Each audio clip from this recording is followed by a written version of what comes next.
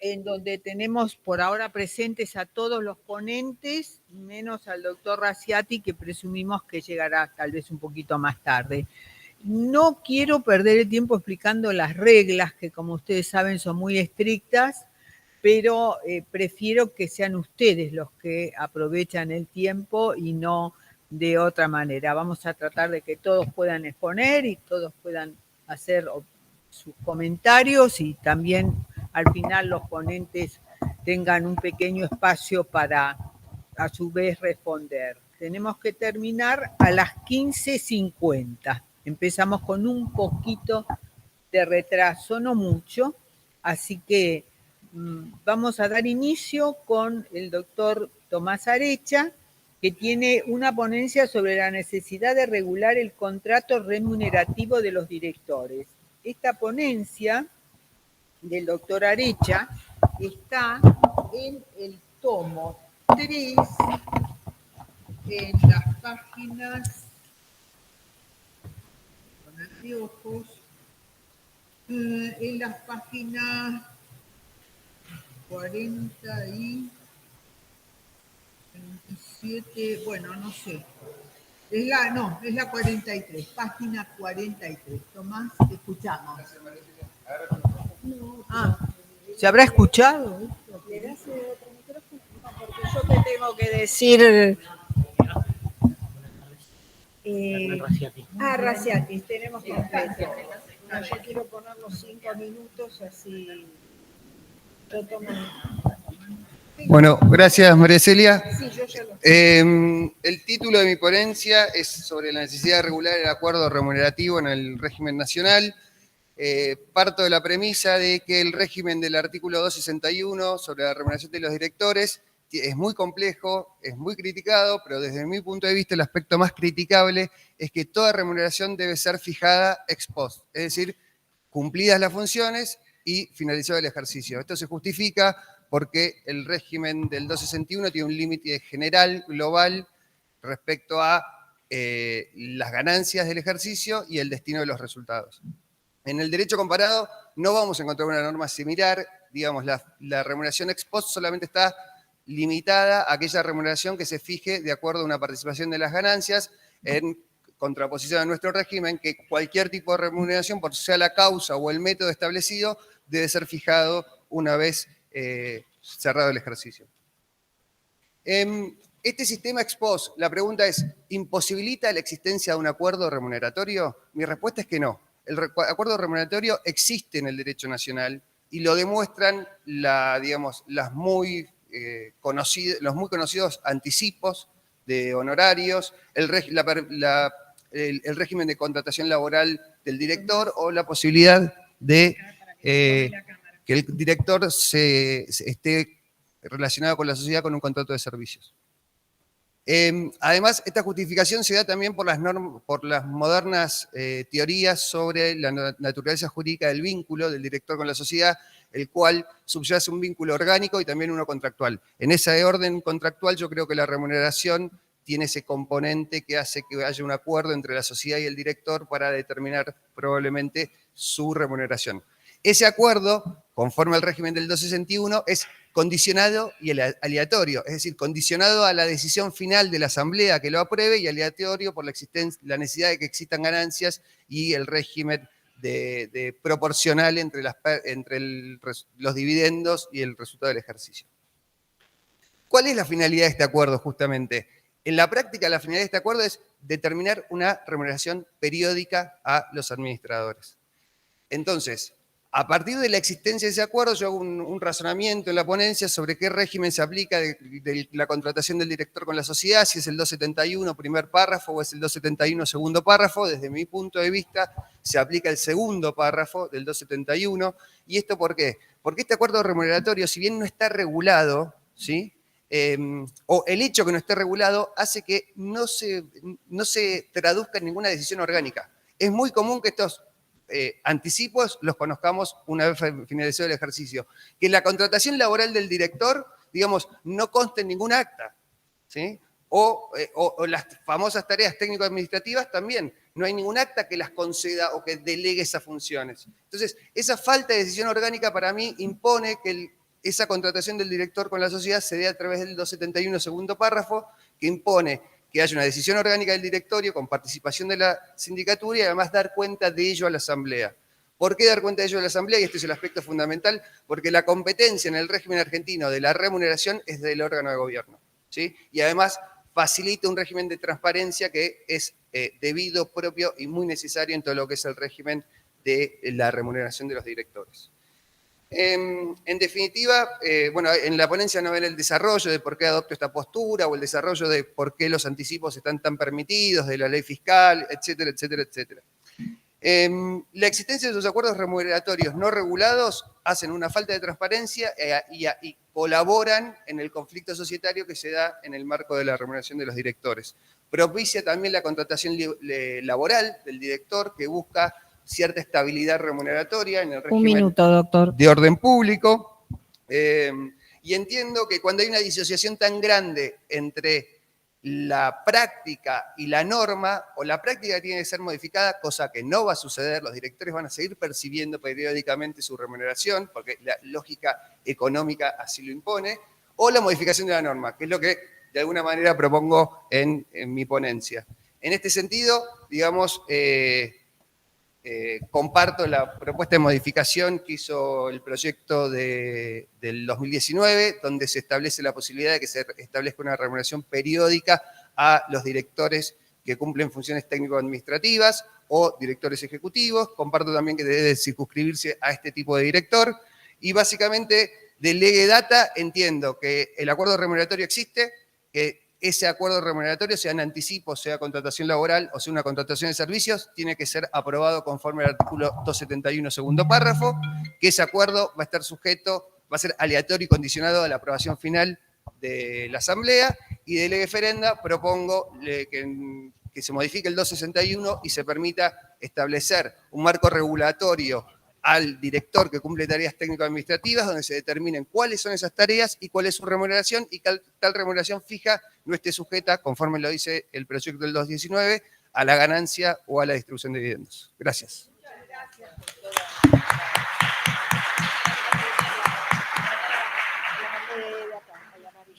Yo lo dejé bien. Bueno, ahora entonces vamos a dar paso a la doctora Gabriela Calcaterra, quien tiene una ponencia sobre la autonomía de la voluntad en la regulación del directorio de la sociedad anónima. Tema más específico sobre la autonomía que conecta mucho.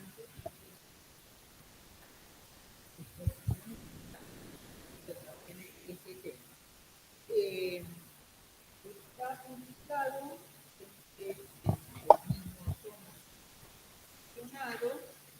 en la página de Facebook. Muchas gracias, doctora. Bueno, en realidad esta ponencia es una excusa para volver a hablar o seguir hablando de la autonomía de la voluntad. Me comprenden las generales de la ley. Creo que, sabiendo que he participado en el proyecto de reformas del 19, cualquiera puede interpretar que yo realmente comparto esta idea de extender en lo más posible y en la medida de no perder la coherencia sistemática, la autonomía de la voluntad. Por eso lo planteo desde el órgano de directorio de las anónimas, podría haber sido desde cualquier otra función dentro de las sociedades, pero me pareció que el directorio de las sociedades anónimas, como proyecta a la gerencia de las SRL y de acá también se proyecta hacia la administración de las SAS, podría permitirnos esta mirada o este repensarlo.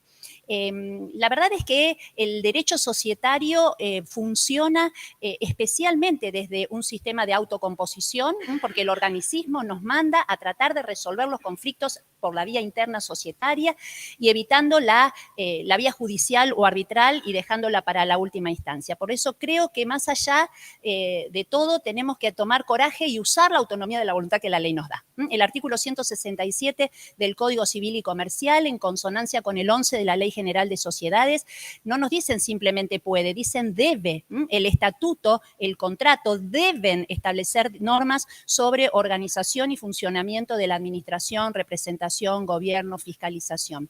Y no sé si hasta dónde cumplimos realmente con este deber cuando establecemos esas cláusulas genéricas a los meros fines de cumplir formalmente en los contratos y estatutos y no hacemos uso adecuado, completo de esta facultad. Y bueno, y lo que me permití en esta ponencia, como decía, solamente desde alguna experiencia práctica, profesional o pensando en algunas posibilidades y hasta que me corten, sería, qué sé yo, por ejemplo, establecer plazos mínimos de duración en los cargos, cosa que no hacemos, disponer la rotación en los cargos en el directorio o en la función de representación, limitar las facultades del directorio o del presidente del directorio a la hora de otorgar mandatos de representación, porque de esa manera a lo mejor restringimos estos administradores de hecho que con un poder general y amplísimo terminan siendo sustitutos del presidente en la función de representación, habilitarlo genéricamente a realizar algunos actos como de competencia o de contratación con la sociedad, que cuando no lo hacemos en esos instrumentos o a través de los órganos societarios terminan siendo un factor de conflicto porque lo consentimos durante 10, 20, 30 años, pero el día que entro en el conflicto,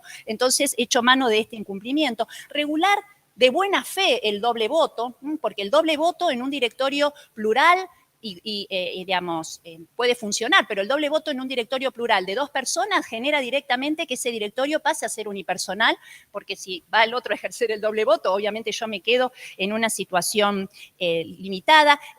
También regular, ¿por qué no?, las funciones que puede llegar a tener el directorio o los directores luego de vencido el plazo de duración, porque de esa manera restringiríamos esta vocación a quedarnos a perpetuidad en el cargo y retrasando las nuevas designaciones, a veces por desidia, no por conflictos, pero generando también con esto una cierta inseguridad jurídica, facultar la presencia de asesores, con notarios profesionales que asesoramos a los directores, establecer el régimen de toma de decisiones más simples dentro del directorio sin todo la burocracia que se genera al aplicar directamente la ley o el estatuto para cada reunión que tengan que celebrar, a lo mejor sustituir en la época en que todas las decisiones ya empiezan a transitar en las reuniones a distancia, superar la prohibición del voto por correspondencia. Hay una contradicción allí entre prohibir el voto por correspondencia y habilitar las reuniones a distancia, regular el derecho a la información de parte de los directores minoritarios, que es también un conflicto, bueno, y una cantidad de otras alternativas que se dan en los conflictos internos en el directorio, doctora. Y que por supuesto le cedo mi minuto al doctor Raziati, que lo va a necesitar. Muchas gracias. Muy bien, pero muy bien. La felicitamos a la doctora por su puntualidad y generosidad. Bueno, ahora sería el turno del doctor Capdevila. No, doctora Capdevila. Sí. Son dos autores. Está presente Dolores Guzmán. Dolores, bueno, que venga entonces Dolores Guzmán.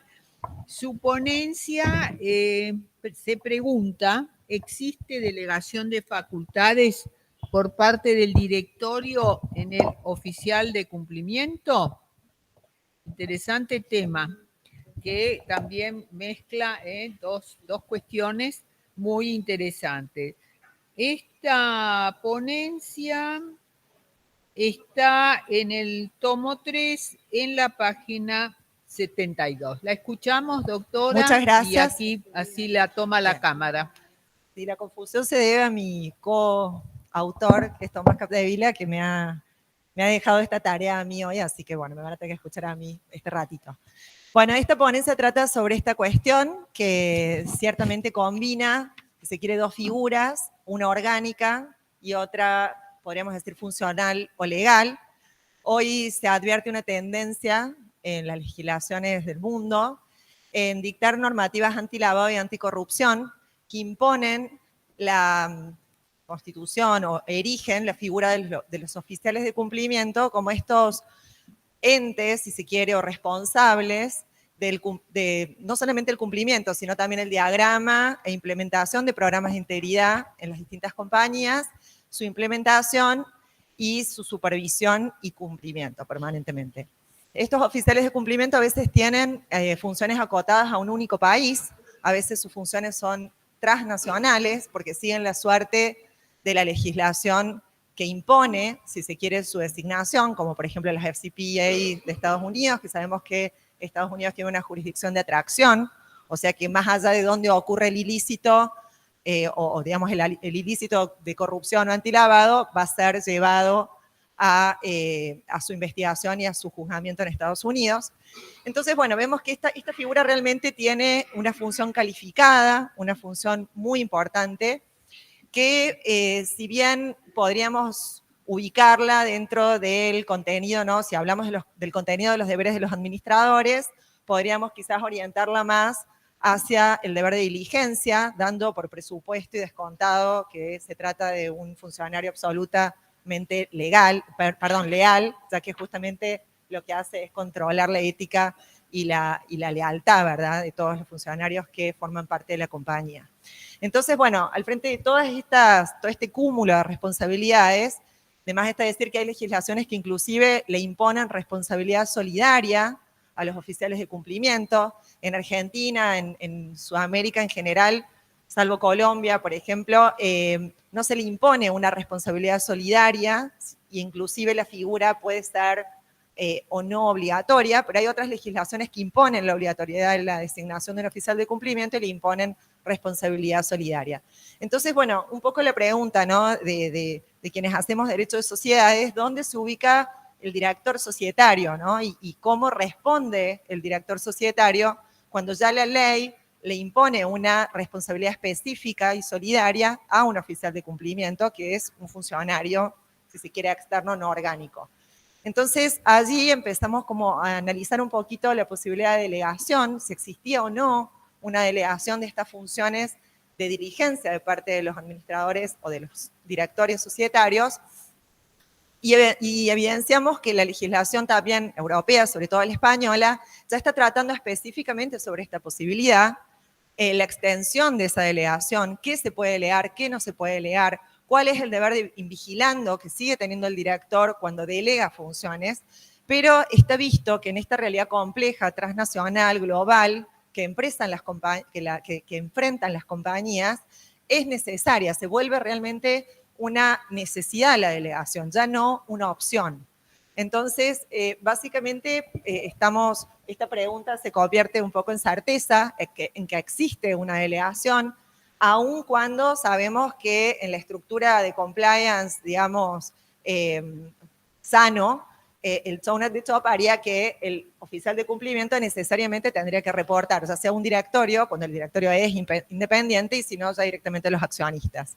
Entonces, existe siempre ese reporte constante y permanente de los oficiales de cumplimiento hacia los directores, que garantizarían que el director también podría, de alguna manera, estar tranquilo permanentemente en que su deber de diligencia se ejecuta fielmente y se ejecuta correctamente.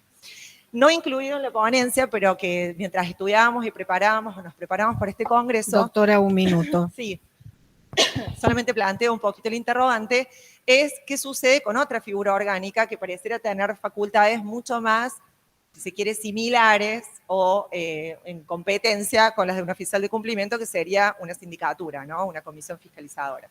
Entonces, bueno, ahora el interrogante sería, en caso que la compañía gozara de este órgano, ya existe un dilema histórico entre lo que es auditoría interna y compliance officer o oficial de cumplimiento, pero sumado a esto, ¿qué pasaría si hubiese un órgano de fiscalización? Aparentemente ese sería el reporte, entonces, realmente natural del oficial de cumplimiento, ¿no? Reportar al síndico y de ese modo servir realmente como controller o controlador del buen funcionamiento y el cumplimiento de sus deberes por parte del directorio.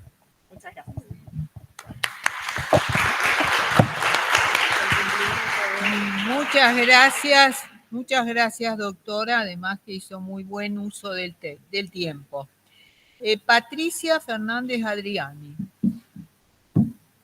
Bueno, la doctora, pase por favor, ha presentado una ponencia que dice que tiene como denominación el poder cautelar de los árbitros en materia societaria, el retraso que importa la regulación del Código Civil y Comercial.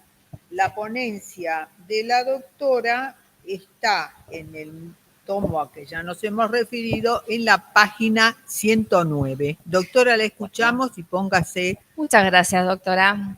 Bueno, buenas tardes a todas, a todos.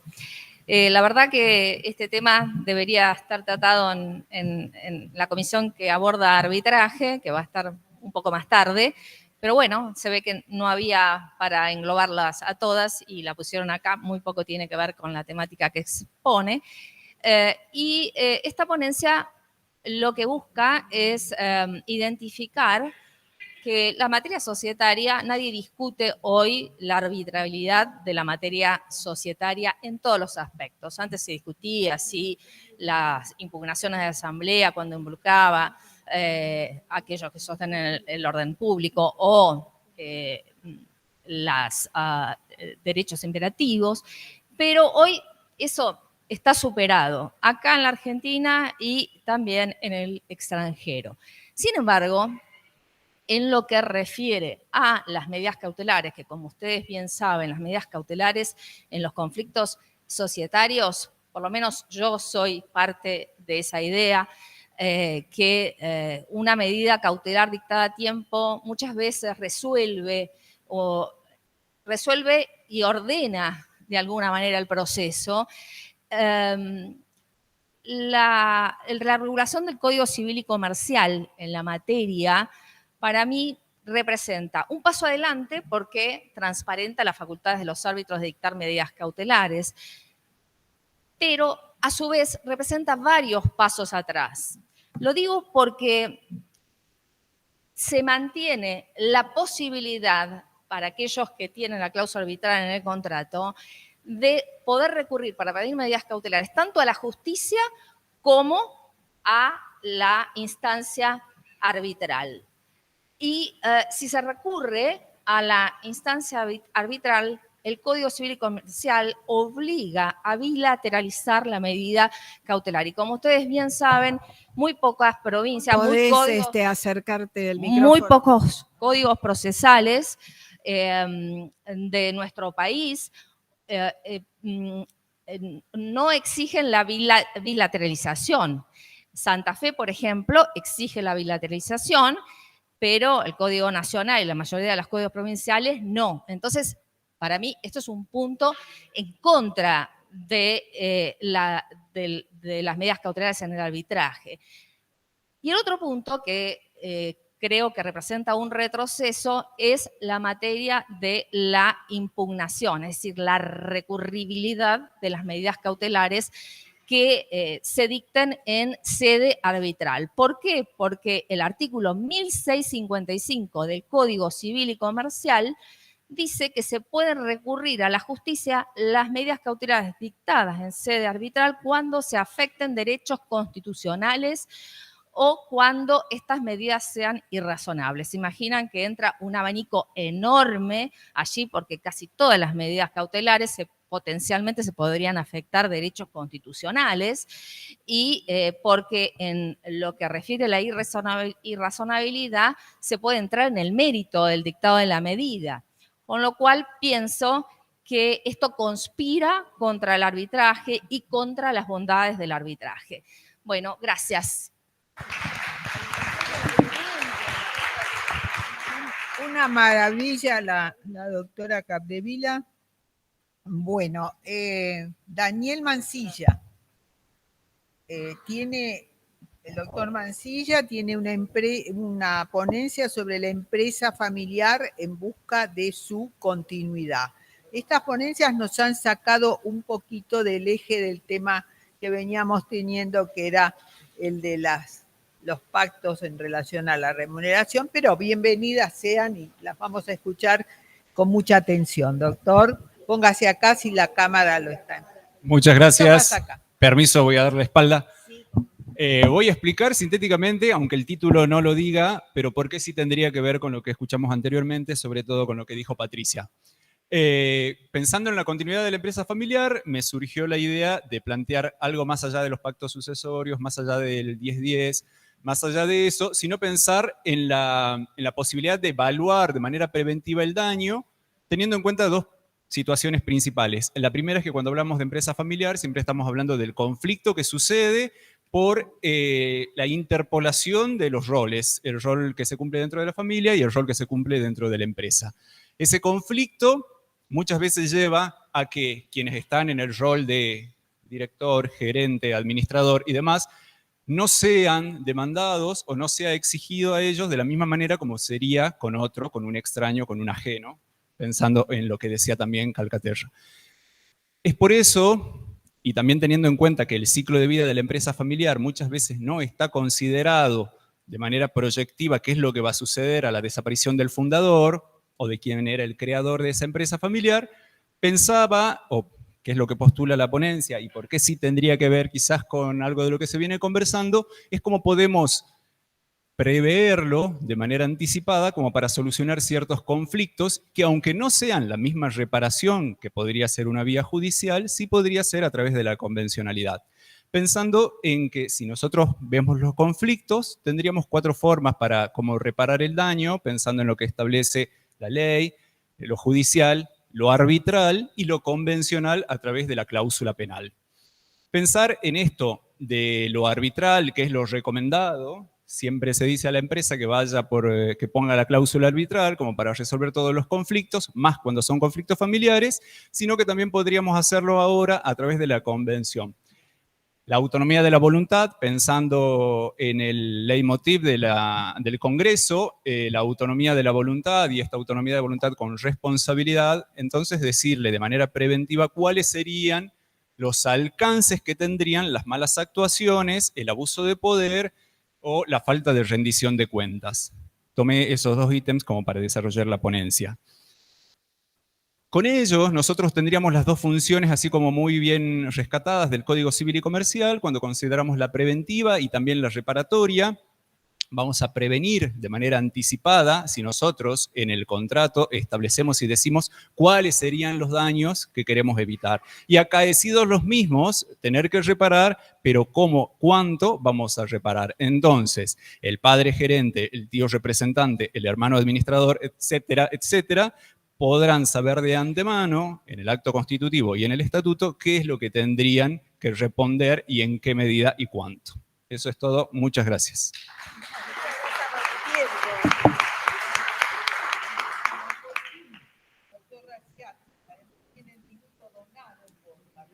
Claro, vos tenés 6 minutos ahora, porque te lo donó. Se lo doné a cambio de una foto que le saqué mientras hablaba. Estaba pactado el tema. Pero ahí hubo soborno. Exactamente. Para compliance. Exactamente, le saqué la foto y El tema elegido, doctor, que te está consumiendo el minuto. ya lo consumí. Nada. El tema que ha elegido el doctor Raziati para esta ponencia es remuneración de los directores de la sociedad anónima. Y un interrogante, ¿y si probamos con la razonabilidad, entre paréntesis, hacia la moralización del derecho societario? ¿Por qué digo hacia la moralización del derecho societario? Tengo 4 ponencias en las cuales 4, digamos, son 6, 2 de esas, 4 de sociedades en general, de la Ley General de Sociedades. Hablo de la moralización del derecho societario porque soy un convencido, y esto estoy dentro de mi empírica experiencia, pero también de toda la doctrina que he leído, que los seres humanos tenemos tendencia a las conductas oportunistas. Entonces, siempre que tengamos tendencia hacia las conductas oportunistas, lo que tenemos que tener son sistemas que desincentiven las conductas oportunistas. Justamente lo que decía Gabriela, la ley de sociedades, la Ley General de Sociedades, Ley de Sociedades Comerciales antes, tendría que tener sistemas, un sistema de recomposición propio, de autocomposición propio, que lleve a que las personas actúen lealmente y no que lleven a que las personas actúen oportunistamente, como lo ha demostrado los estudios empíricos realizados en Estados Unidos. Entonces, ¿cómo se logra la transparencia en esto? Esencialmente, en el tema de remuneración, como bien lo decía el doctor Arecha también, el 261 es un artículo que contribuye al conflicto societario porque es un artículo que no termina satisfaciendo ciertas necesidades. Y estas necesidades tienen que ver cuando se presenta ese triple carácter de accionista mayoritario, director y empleado. Empleado que puede ser nombrado antes de ser director. Si yo soy empleado antes de ser nombrado director, después me nombran director, soy accionista mayoritario, trabajo todo el día, quiero ganar plata por este trabajo que hago, por mi fuerza de trabajo, me capacité, estudié en Illinois, en Harvard, en cualquier lado, en el MIT, me capacité, vengo a trabajar a mi empresa y me dicen, no, en esta empresa, señor, usted está vinculado con las ganancias. Pero el sector anda pésimo, no es culpa mía, es culpa del sector. Hay pandemia, nosotros éramos una empresa que vendíamos un restaurante, alimentos al público, el público no puede salir. ¿Qué hago? Trato de reconvertirme, no me alcanza, no puedo ganar. Trabajé 8 horas todos los días, 9 horas todos los días y no me puedo llevar un peso. Ahora, si me voy a la empresa del costado, al restaurante del costado, sí puedo ganar plata. Pero acá en la mía no, en la mía tengo que contratar un tercero que venga y gane plata por mí y yo irme a la del costado y ganar plata en la de al lado. Ahora, tengo que ser, el que está acá tiene que estar igual que de capacitado que yo, pero con una diferencia. ¿Quién tiene más compromiso, el que puso la plata o el que no la puso? Lo lógico sería pensar que tiene más compromiso el que puso la plata y no aquel que la puso. Sin embargo, le estamos diciendo al que puso la plata, correte, no te podés quedar acá. Porque si te quedás acá estás vinculado con la ganancia. No, pero la ganancia es para los accionistas. Esto tiene que ver con el dividendo, no conmigo que pongo mi fuerza de trabajo acá. La pongo como empleado, trabajo 8 horas. Entonces, cuando digo, si probamos hacia la razonabilidad, ¿qué estoy buscando? Estoy buscando algo que es facilísimo, señores, retribución de mercado. La retribución de mercado, miremos cualquier sistema, es decir, hay una plataforma que se llama Show Me the Money. Si agarran, bajan en el celular la plataforma Show Me the Money, van a ver cuánto gana un CEO de cualquier empresa en cualquier actividad con determinada cantidad de empleados. Entonces, en esto, si nosotros tuviéramos una reforma de la ley, obviamente, si siempre que seguimos hablando de la ley con directores humanos y no con sistemas de inteligencia artificial, a quien no le vamos a tener que pagar nada, van a ser gratis, pero bueno, si seguimos hablando de una ley de sociedades con directores humanos, vamos a tener que seguir pagándole. Y si le vamos a tener que seguir pagándole, lo lógico es que le paguemos lo razonable. Y lo razonable es lo de mercado. Y lo de mercado es transparente, porque es lo que cobra el mercado. Ahora, ¿qué tienen que hacer los directores para que los accionistas se queden tranquilos que lo que se están llevando es lo de mercado? Tal como dijo el doctor Arecha, ex post lo vamos a tener que aprobar, efectivamente. Ahora, ¿qué le tengo que brindar a los accionistas? Pensemos que el deber de lealtad de los directores se debe a la sociedad, pero muchas cosas se debe a los accionistas también. Porque en todas las operaciones de gestión empresaria, el deber de lealtad no es con la sociedad, es con los accionistas. Es decir, si yo convoco a una asamblea, ¿a quién estoy favoreciendo? A los accionistas. Si yo le digo cuándo voy a pagar un dividendo y me comporto lealmente, me estoy comportando lealmente con los accionistas, no solo con la sociedad. Cuando publico los edictos, y en este caso también le debo lealtad al accionista. Entonces, ¿cómo le debo lealtad al accionista? Le presento cuál es la remuneración de mercado, cuántas horas trabajé, si mi salario está vinculado con los salarios de los otros empleados jerárquicos de la sociedad, cuánto ganaron los otros empleados jerárquicos, cuánta gente tuve a mi cargo yo en mi trabajo, cuáles son los honorarios de la actividad, cuál fue la remuneración que tuvo la actividad. Y esto, ya estoy, se lo pongo a disposición de los accionistas para que los accionistas lo puedan ver. Y entonces va a estar claro si mi remuneración es una expoliación de los dividendos de los accionistas o si estoy cobrando por mi trabajo algo que, si no me lo pagaban a mí, los accionistas se lo tenían que pagar a otro. Y efectivamente también iba a influir en sus dividendos. Así que, bueno, queda esto para debatirlo y muchas gracias. Muchas gracias, doctor. Bueno, vamos a abrir entonces la nómina de asistentes que quieren participar con comentarios. No. Doctor Abdala, Capdevila, Dazo, Coste, por aquel lado.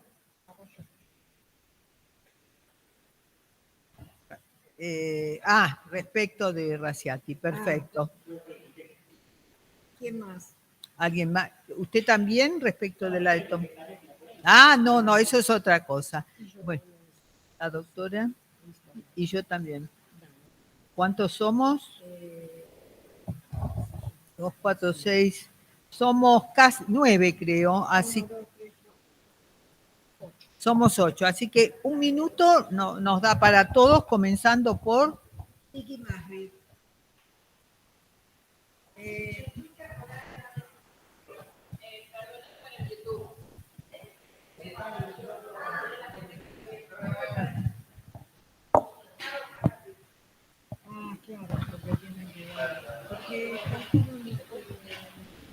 Gracias.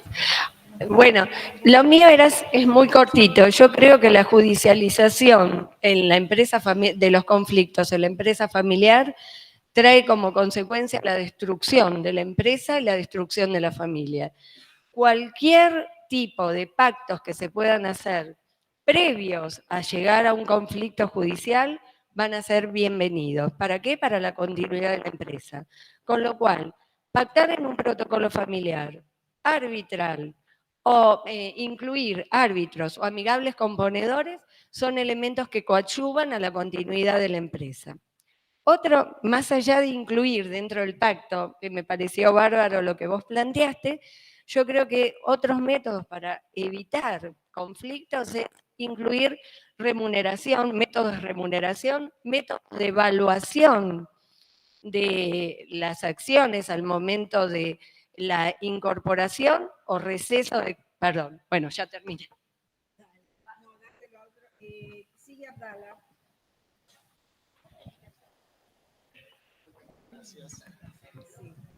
Hago un par de reflexiones muy cortitas.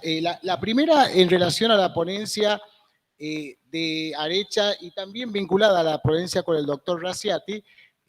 ¿Cómo piensan ustedes que se puede articular lo que ustedes sostienen, que me parece razonable, con un problema que me dirán que es patológico, pero que existe, que es el caso de aquellos administradores societarios que cobran muy bien gracias a un acuerdo remunerativo o que cobran el valor de mercado con los derechos que tienen los socios minoritarios que muchas veces no cobran nada? Entonces vos tenés un acuerdo remunerativo, un valor de mercado, en donde el administrador cobra como un CEO y el socio no cobra nada. ¿Cómo articular esas dos cosas?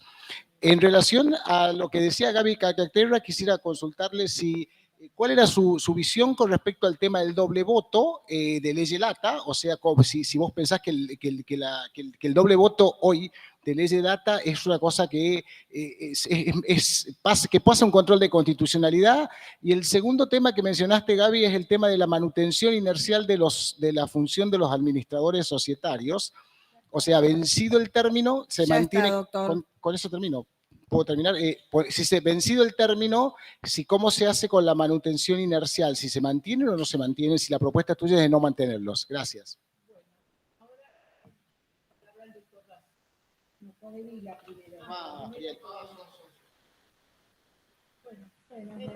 Hola. Respecto de esa misma idea de la remuneración, ahí también me gustaría saber articular, porque ahí se produce como el dilema moral, digamos, ¿no? El tipo que recibe seguro y el que está atado a la suerte de la compañía. Yo tengo mi posición, pero quiero escuchar a ustedes. Y respecto de compliance, yo quería saber la opinión de la doctora Capdevila respecto si no, digamos, qué tan bueno podría ser tener un director delegado de compliance en vez de tener a la sindicatura del Consejo de Vigilancia, que tienen dos orígenes distintos en cuanto a su conformación. Porque muchas veces, sobre todo las grandes organizaciones, es como que hay diferentes sectores de compliance que tienen distintas responsabilidades y distintas técnicas de auditoría respecto de los distintos productos que tiene la compañía. Pienso en un banco, ¿no? Entonces, estoy pensando por ahí, un director es como más, qué sé yo, no sé, digo. Muy bien, Capdevila.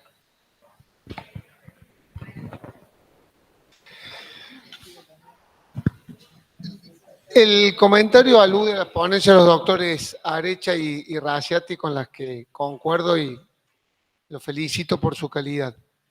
Sobre todo porque desde un prisma u otro, y también la doctora Calcaterra, han planteado la tensión o el dilema entre la atención del interés social concebido como la ley vigente y el proyecto y el interés de la sociedad.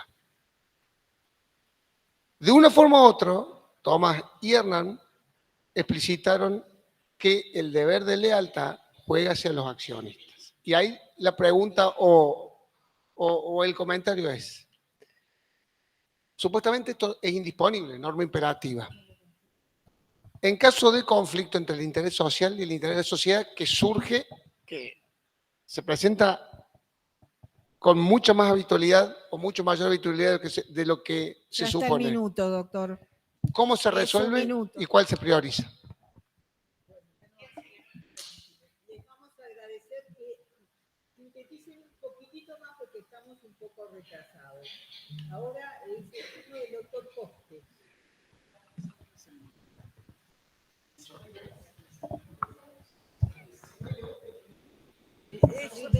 Son las reglas que nos pusieron y a rajatabla esta mañana también las tuvimos que contemplar nosotros.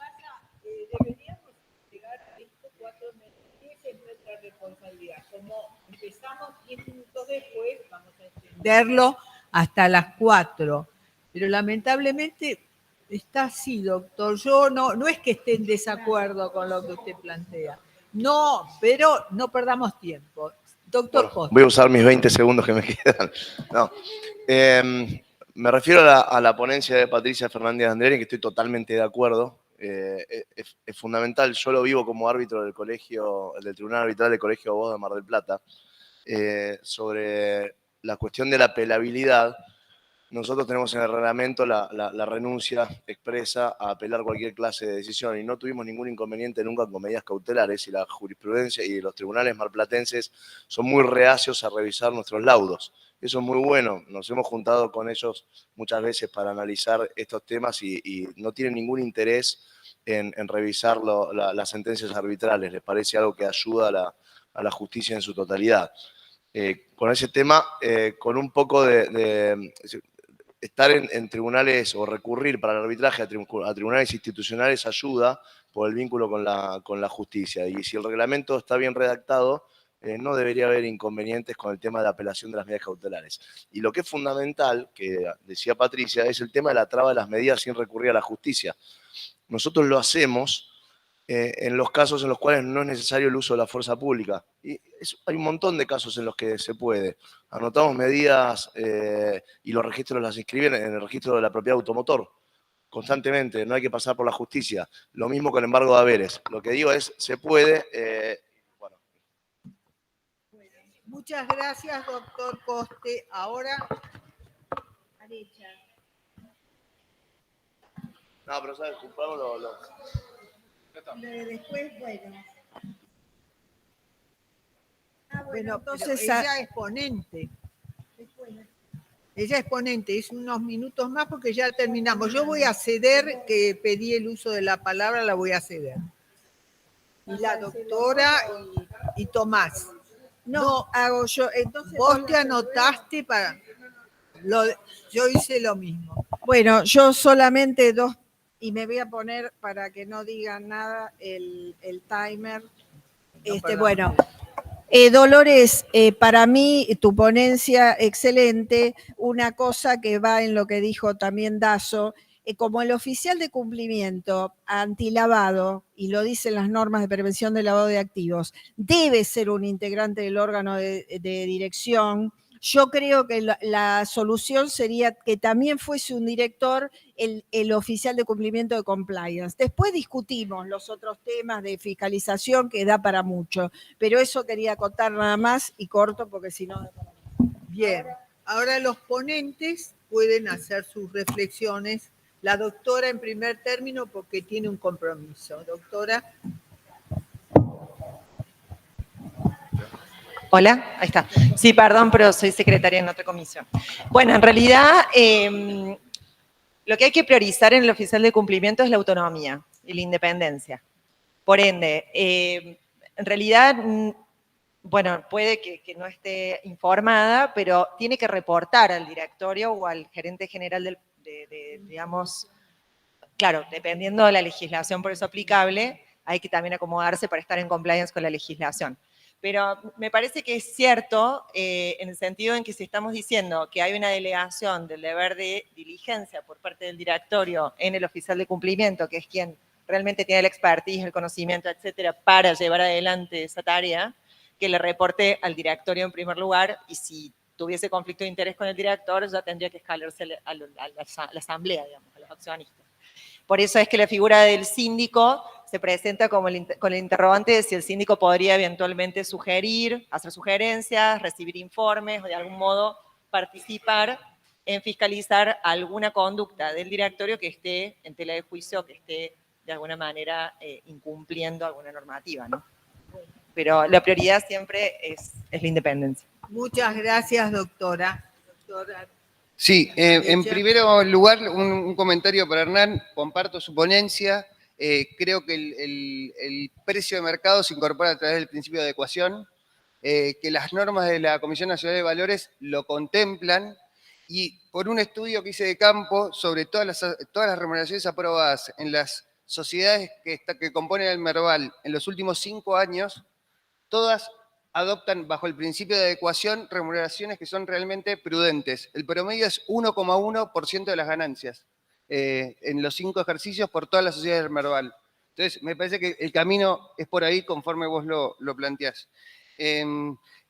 Para Martín, que hablaba de qué pasa con los accionistas que no cobran, yo no digo de suprimir el régimen del 261, digo que hay que prever una remuneración fija para contemplar a esos directores que prestan funciones técnico-administrativas y después no pueden cobrar nada. Queda vigente el 261. Igual la protección del dividendo creo que no va por el 261, debería ir por otra norma. Y respecto a Capdevila, lo del interés social, yo creo que, digamos, es parte del interés social tener a directores bien remunerados. Digamos, el conflicto entra cuando choca el interés social con el interés individual de los socios por abuso de mayoría y que el dividendo, la remuneración se transforma en un dividendo de facto, pero creo que va por ahí. Gracias. Bueno, el doctor Raciati, entonces. Menos de un minuto. La respuesta, bueno, para Martín y para Ariel es lo mismo, digamos, es decir, si no lo cobra el administrador que está trabajando, que le está dedicando 8 horas, lo cobra otro. Y el accionista, si yo me llevo 1 millón o se lo lleva el que no es director, tiene 1 millón menos. A alguien hay que pagarle por ese trabajo. El tema es, esto cuando voy a la moralización, es evitar que si el precio de mercado es 1 millón, el director se lleve 2.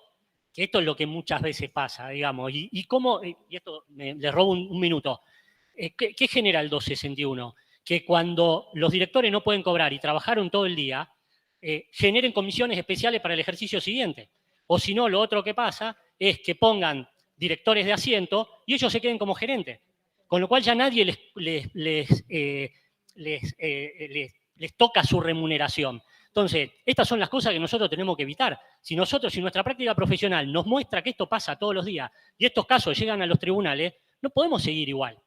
Tenemos que agarrar el toro por las astas y decir, esto hay que cambiarlo. Es interesante, y esto robo 2 minutos, la Tax Court de Estados Unidos se fija precisamente en estas pautas para determinar si lo que se llevaron los directores es deductivamente o no. Es decir, si cobré más que lo del precio de mercado, ya no lo pueden deducir impositivamente. Entonces, este control que yo digo que podrían tener los accionistas, por ejemplo, en Estados Unidos, lo hace la Tax Court. Estas ideas que vuelco, las había leído, digamos, es decir, no se me ocurrieron solamente a mí. De modo que veo que alguien se tiene que llevar la plata. El tema de Tomás, yo creo que el interés... Doctor, hay veces... le vamos a pedir, porque nos falta también la doctora Calcaterra. Le das la mano y el codo, se toma la mano, se agarró todos los minutos míos. No era así. Bueno, no, te agradezco el interés. Yo tiré inocentemente, como soy yo, un par de temas que no son inocentes dentro de lo que es la regulación y el funcionamiento de las sociedades. Personalmente no gusto del doble voto, por supuesto que mucho menos del inconstitucional voto de desempate, pero generar el doble voto implica romper el principio real de democracia, porque democrático es el directorio. No será la sociedad en el principio de mayoría, pero en el directorio, que el voto es por persona, hay una regla. Y la verdad es que si somos 2 y vos tenés voto de desempate para todo, y bueno, ¿para qué voy? Y me desalienta. De última, sinceremos el órgano y que sea unipersonal. A lo mejor, digo, serviría para algunas decisiones trascendentes, como para evitar, porque obviamente el sentido positivo del doble voto es evitar que se trabe el funcionamiento del directorio y que no se puedan tomar decisiones. Pero bueno, a lo mejor habría que pensarlo, insisto, en cada caso concreto. Entiendo a la sociedad como una sociedad regida por un contrato plurilateral y de organización, y no puedo dejar de pensar que estas cosas se deben prever y se deben planificar pensando en la continuidad en el tiempo que tiene la sociedad y cómo realmente va a funcionar, que no estoy regulando yo bilateralmente con el otro, sino que tengo que pensar a futuro. Y con respecto al tema, y termino, de la manutención inercial, qué linda manera de terminarlo, es usted muy sofisticado, doctor Clan. Creo que tiene que ver con algo que también es trascendente, que es con prever y evitar la cefalía de la sociedad y la ley dice vos te tenés que quedar en el cargo hasta tanto se designe otro, pero lo que pasa es que mientras yo tenga la totalidad de las funciones y un posible riesgo de que no me sigan designando, me voy a quedar en el cargo. A lo mejor debería preverse para qué actos urgentes vos tenés la continuidad, pero mientras tanto, a partir del vencimiento del plazo, que opere algún efecto, porque de lo contrario tampoco estaríamos haciendo efectivo el tema o la regla del plazo de duración determinado. Gracias. Gracias, Gabriela. Bueno, Hernández Andreani.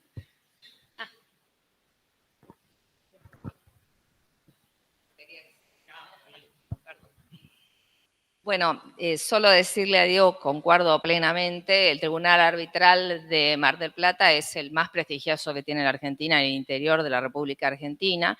Obviamente, si el arbitraje es institucional y se prevé una renuncia a la recurribilidad de un laudo en materia de medidas cautelares, lógicamente nunca se accedería a la justicia. Pero no es la totalidad de los casos. El Código Civil y Comercial de la Nación debe modificarse porque importa un retraso en esta materia. Y esto se debe al paso por la comisión bicameral que lo modificó porque no era el texto originario. Muchas gracias. Gracias a usted, doctora. Bueno, ahora entonces tenemos a Daniel Mancilla. Bien, pequeño, coincidimos completamente con lo que dijo. Me parece que acá estamos muchos formadores, docentes universitarios y demás. Crear nuevo contenido que tenga que ver con la conservación de la empresa es hacia donde tenemos que apuntar. La evaluación convencional del daño me parece eso. En las jornadas de Derecho Civil, Calcaterra hablaba en un panel de sucesiones y decía esto de cómo podríamos evitarnos todos los juicios sucesorios acotándolos a cuestiones que ya estén escritas de antemano. Bueno, de nuevo a la Convención para la Reparación del Daño. Eso es todo. Muy bien, muchas gracias, doctor. Bueno, vamos a dar entonces, por concluida esta reunión, espero que no tomen a mal que hayamos tratado de manejar el tiempo, cosa que es imposible siempre por principio, pero creo que si nos vamos un poco disconformes con eso, se deberá a la riqueza del material aportado por las ponencias y al entusiasmo de los participantes. Y esto nos va a servir para seguir entusiasmados y seguir en esta senda. Les agradezco mucho a todos y un fuerte aplauso.